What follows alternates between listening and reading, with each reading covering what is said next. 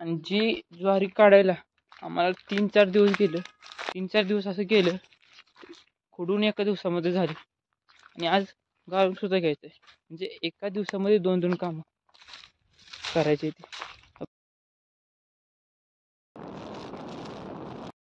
11 वाजले त्या.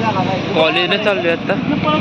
साहिल, ओमकार आणि संतोष चौघजण जाऊन असाइनमेंट तेवढ्या पूर्ण करायचे इथे, थोडे राहिले ते. आणि एक असाइनमेंटचे प्रमुख काल केले ते चेक करून घ्यायचं तेवढं. मग लगेच जाताना प्रिंट मारायचं, उद्या लाईट सबमिट करायचं. गावं सांगते तेव्हा सबमिट करायचं. जातो पटापट.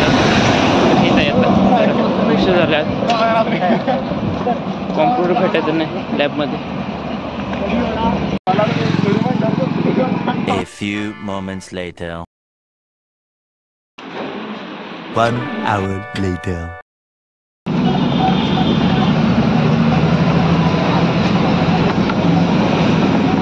A few moments later. State खाली झाली. एकटाच मी आहे आणि खाली कोणतरी बाबा दिसतात. आम्ही 2 जणच आहे महिने जायला. आता कोणच नाही एस टीमध्ये. 2:45 वाजले त्या. आत्ताशी फाट्यावर आलो आणि विट्यामध्ये प्रिंट काढून घेतले त्या. आता घरी जाऊन सेट करतो. आणि ज्वारी खोडाई गेली ती घराला सगळी. तिथं जातो, जरा मदत करतो. आज प्रॅक्टिकल सुद्धा होणार आहे वाटतं. मॅडम सांगते थांबलो नाही म्हटलं. जे ज्या कामासाठी आलो होतो ते झालं. असाइनमेंट बरोबर आहे ते बघितले, प्रिंट मारून आणले. आता नाही तर प्रॅक्टिकल थांबायचं म्हटलं दिवस जातोय पूर्ण. तेवढ्या दिवसामध्ये काम होईल घरचं काहीतरी. 1 hour later. अगोदर मी कॉलेजमधून आल्यावर 4 वाजता चहा द्यायला आलो होतो. चहा देऊन माघारी गेलो होतो. हरमादाचं काम होतं महिन्यामध्ये, ते द्यायला पार्सल काय होतं ते. परत माघारी आलो. आता आज 2 कामं केली करायची ती. एक तर केले घरातल्यांनी. शंकरनाना पण होता आज आणि नवनाथ मामा पण होतं. आबा मम्मी ज्वारी खोडून झाल्या. आता नुसती मशीन येत्या वर चालले गाळाची. ती झाली की आमच्या वावरामध्ये येईल. आणि मी आत्ता त्या आमच्या जुन्या गोट्यामध्ये. आजोबांनी बांधला होता माझ्या अण्णांनी. अजून हाय बऱ्यापैकी चांगला. भिंती होत्या मागच्या, दगडी भिंती तुटल्या. सिमेंटची बांधली ती आहे बरोबर दोन्ही पण. ही सुद्धा इकडची सुद्धा दोन्ही पण. आणि होल पडल्यात समजा दाखवतो जमीन.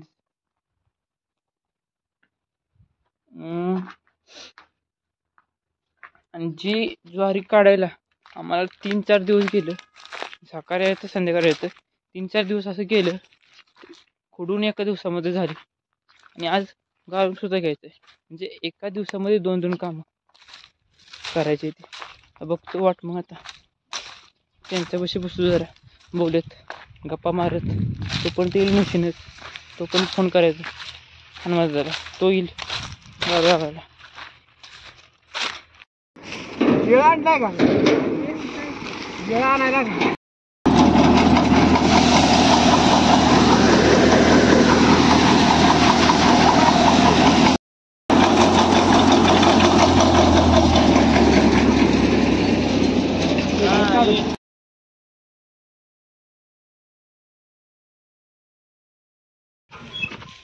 ट्रॅक्टरमध्ये ज्वारी आता भरली.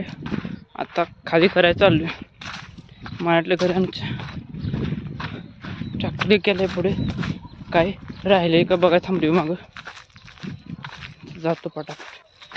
खाली करायला गेले ते आम्हा वीज दादा. A few moments later. बसला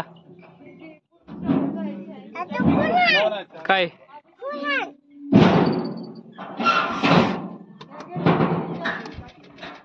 चल.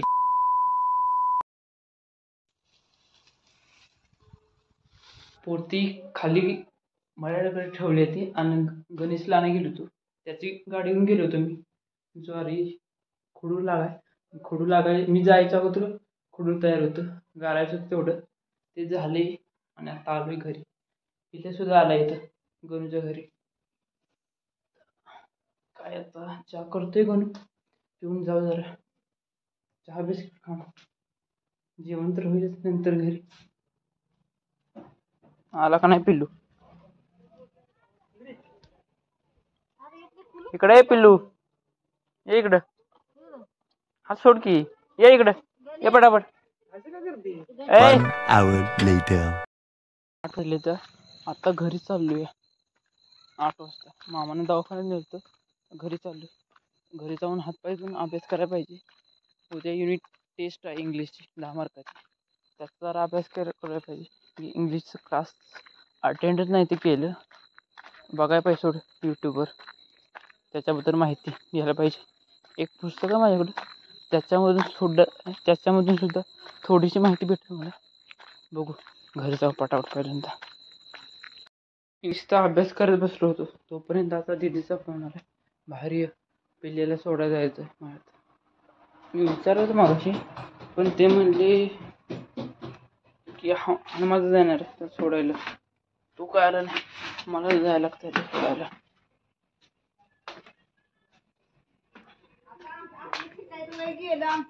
One hour later. इंग्लिशचा अभ्यास करत होतो. म्हणजे आता जेवण केल्यानंतर नाही केला. उद्या सकाळी लवकर उठून करूच. 10 वाजून गेले त्या. झोपतो ना उद्या लवकर उठतो आणि इंग्लिशचा अभ्यास करतो. बघतो काय ते.